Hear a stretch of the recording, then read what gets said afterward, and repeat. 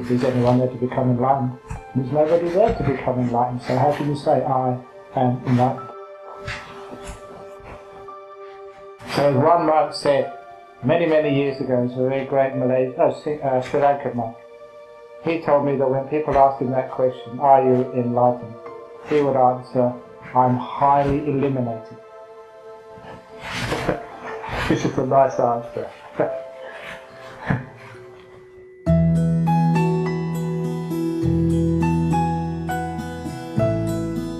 I would like to live here, wherever here happens to be, in the present moment, whenever the present moment is. So that's where you don't really worry about what country you're in, what city you're in, whether you're up in the air or down on the ground. Wherever life takes me, I'm always here. It's always now. So that's where I live. And look at that, you go to so many different countries in the world, the people are just people. Whether they're Indonesian, whether they're American, whether they're African or European. They're just really people, human beings. And we share far more than what separates us. Our cultural differences are tiny, which means you can love anybody. So every place is your home.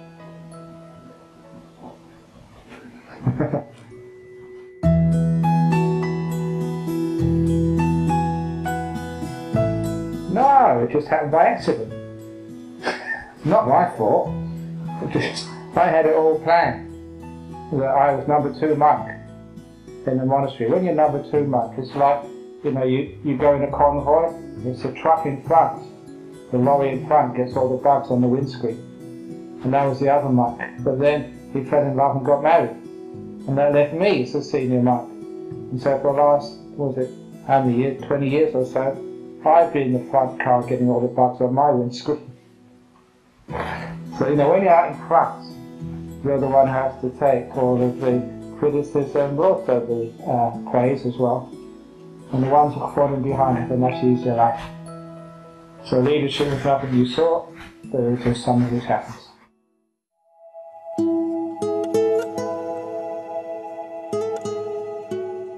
The most difficult thing, again, is to trust the people you delegate to and allow them to do it much worse than you. In other words, you give a job to somebody else, and I say, wow, they made a big mess of that, I better do it myself. And that is bad leadership, because it means you just become a control freak and you have to do everything yourself, and then you just get yourself burnt out. So you give jobs to other people, and they do it much worse than you can do it, but it's their job, you let them do it. Because I learned a long time ago that it's the people which are more important than the things. So I'd rather have a happy monk making a big mistake with the building than having a perfect building and a very unhappy monk because I keep telling him off. So whenever I delegate any duty to somebody, I always praise them and encourage them, even though they make a total mess of the project. I'd still say well done. And means next time they do a much better job. And they'll be happier people. That's how people learn. So one of the greatest things in being an executive is allowing people to make mistakes, giving them a chance to learn, which is how we all had to.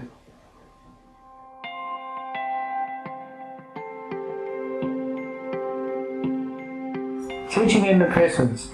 First of all, when I taught in the prisons, the very first time, one of the prisoners came up to me and said, look, I'm just trying to think of the right English word because he used a swear word. Please, I'm going to say this on camera, you can take it off, delete it, or say another word. He said, in prisons, don't give us any bullshit. You have to be honest, straightforward, and if you try to mess around and say things which aren't true, or be conceited or proud, you will not get any respect in this place. Strange as it may seem, but in the prisons there was a sense of honesty. Because everybody was in the same position, they were the lowest of the pile, And because they're all low, they had nothing to prove. So I had to be honest to them, they had to be honest to me. And that's what one of the great things I learned is the two places where people talk to you honestly is with children and prisoners. Human beings will try and be polite. They'll try and hide things which they may feel ashamed of. Children will be open to you. And the same with prisoners. They'll be open and straightforward. And that's actually quite delightful. It's very, very rare to see that amongst ordinary people. They'd like to say something, but they don't. Because it might upset me, or it might embarrass themselves. Children and prisoners, they'll just say it. And that was so refreshing. So it's learn honesty in the strangest of places, in prisons. And I also learned how not to judge people. Because when you went inside a prison, these were people who were supposed to be bad men, bad women. And you looked upon them, and just as like most people have said when I've sent them to prison and come out afterwards and say, you know, they're just like us. There's no difference between us and them. And that's so true. The people who go to jail are just ordinary people who make a mistake and get caught. And people out of jail maybe have made mistakes and not got caught. And that's basically one of the only differences there. I've always seen some very bad people in prison, so rather people have done bad things, but they're not bad people. So I learned not to judge people. Because sometimes you sat in front of a rapist, someone who'd raped children. And for many people I've talked to, they said that's the hardest for them to forgive. These little innocent, playful, beautiful kids who get sexually abused by these middle-aged men. And they carry their scars for their life. What did they do to deserve that? And many of these people who were child rapists, they are probably the worst of the worst in cultures. People just want to kill them because of the amount of harm they've done to kids. But I can see goodness in them. And it's a wonderful thing to take someone who is so criticized by society and give them compassion and see their goodness and see that goodness grow, and I see it in them. They begin to recognize it in themselves. And when they begin to recognize there is goodness inside of them, the healing begins.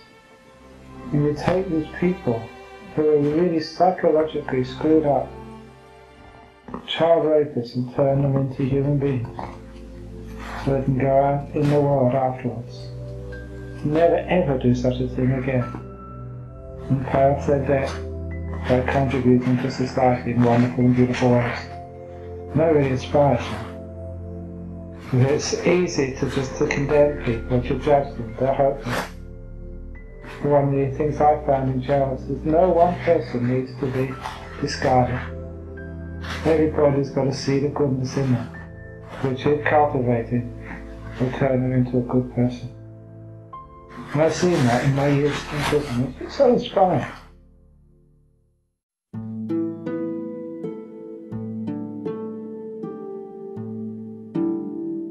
I must admit, when I wrote that book, I wrote it so it would be a Buddhist book which is easy to understand and it would be helpful. Because most people write Buddhist books for themselves, not for their audience.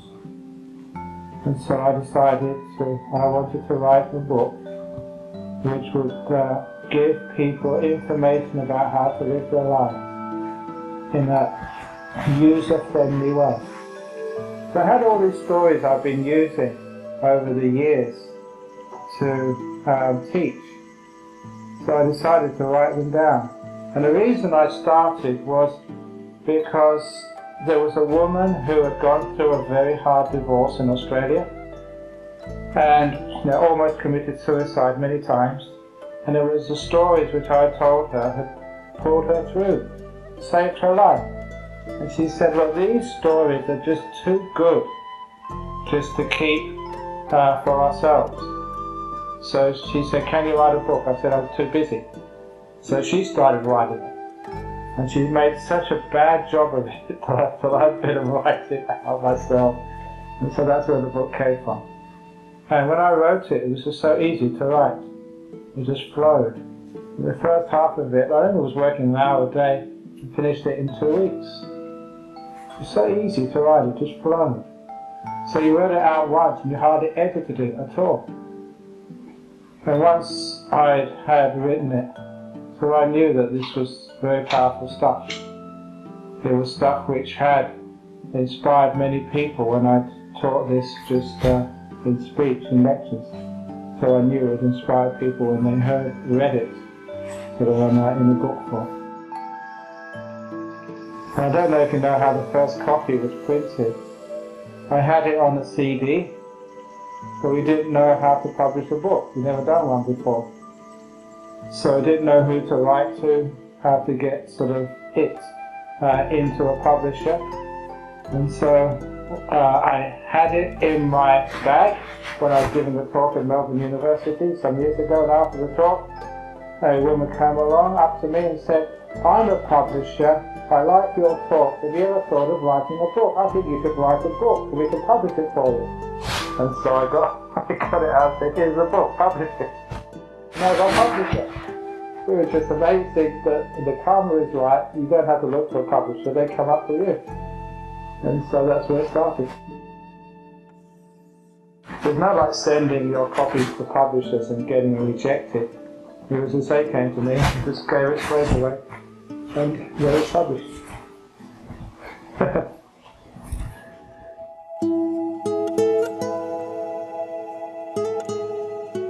Long-range goals are zero, because you really don't have any long-range goals. Right at the moment, I'm talking in the middle of a talk show tour of Indonesia, and sometimes, even though today is a nice easy day, sometimes I look at that program, and if I look what I'm doing tomorrow, I think, I can't do this, this is unfair, this is too much work, I need more rest, more time for meditation. And if I look like that, what I'm doing, I'm worrying about the future. That is the mistake of life. So the program, I actually haven't got too much idea. I think we're going, is it to solo tomorrow? Yeah, okay, solo tomorrow. So one day in advance, that's enough. So I have no goals for the future. All my goals are for the present.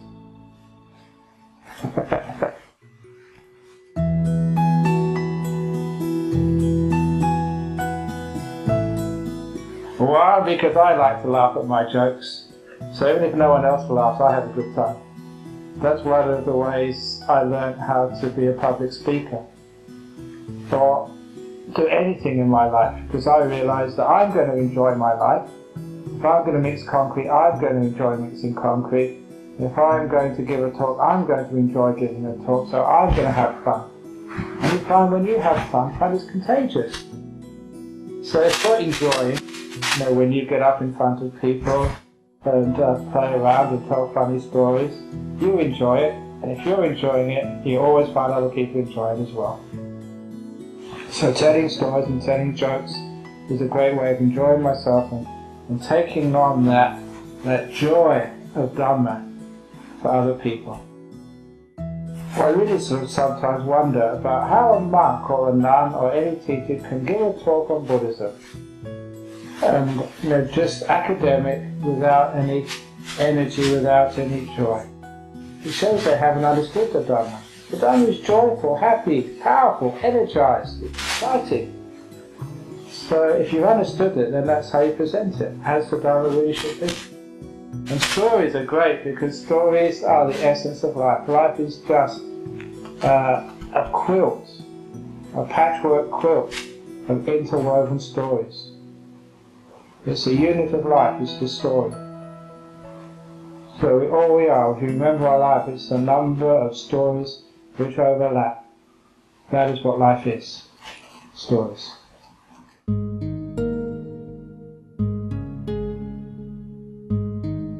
Well, I just was thinking about one of the questions you said earlier about what did I learn in prison.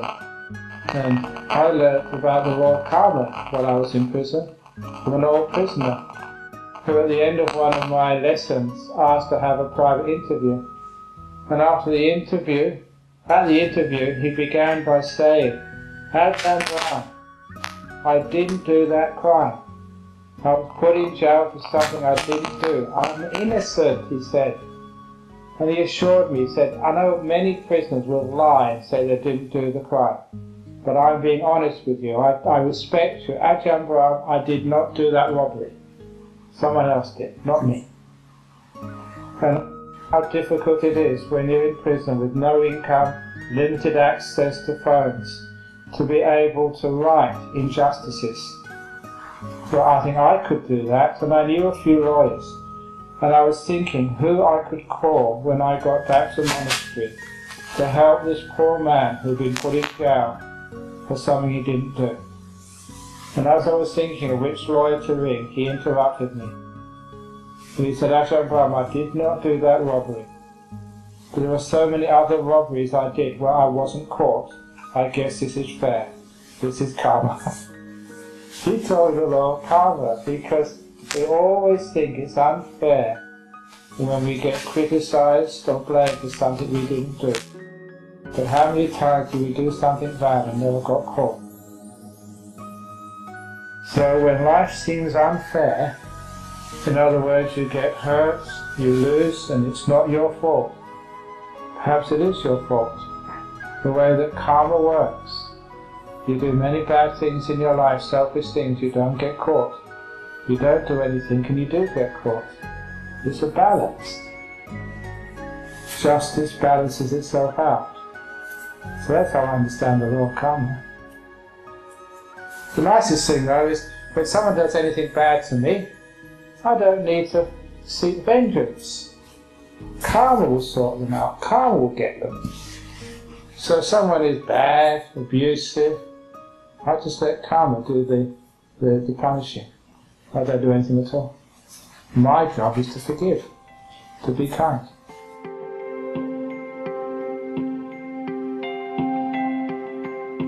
Sometimes it does because I get tired. Because I'm getting to be old monk now. So people think I look young, but I'm over 60 now. And if you have a 60-year-old car, you can't keep it in fourth gear and rev the engine and expect to sort of go so fast all the time. If you've got a really old car, you think the faster you go, the more things rattle and things start to fall off. So that's like being an old monk now. You've got to try and take it a little bit more easy, but that's only the physical part of it. The mental part of it, there's no such thing about busyness. I'll tell you what busyness is. Busyness is doing too many things at the same time. That's what busyness is. It has nothing to do with how much work you have to do. It's doing too many things at the same time. That's called busyness. So if you just do one thing at a time and do it well, you get a huge amount done without ever looking busy. So that's what I try and do. Try and do one thing at a time, enjoy it, which means you get a huge amount done without getting stressed.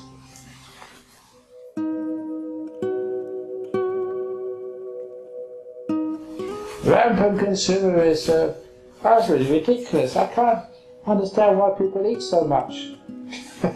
You consume so much food. I only eat a little food and I get fat. And the people I've been living with the last 4 or 5 days eat so much food. In my one meal a day I eat less than you do. But I keep on putting on weight. I think the reason I keep putting on weight is I don't worry enough, because doctors say if you worry a lot you lose weight. So I don't worry at all, which means whatever food I eat I always put on weight. But the rapid consumerism in this world, people think that's the only way to keep the economy going. They have to keep shopping and consuming a new products. But that's a false economy. We have to move towards what most modern governments say is sustainable living.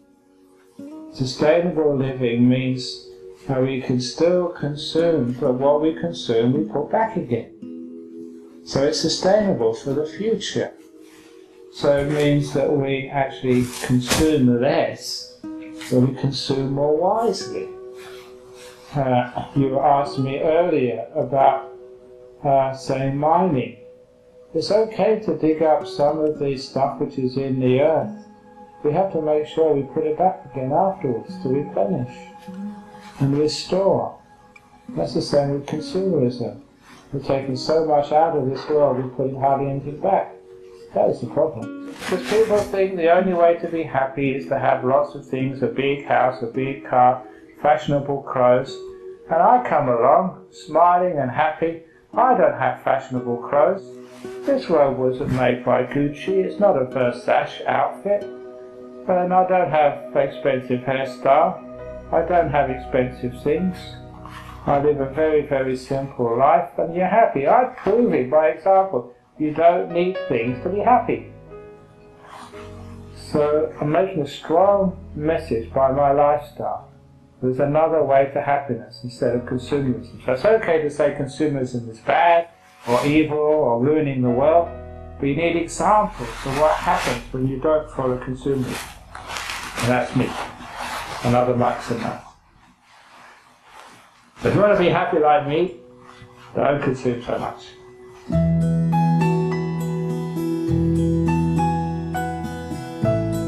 We should teach to our children the values of honesty and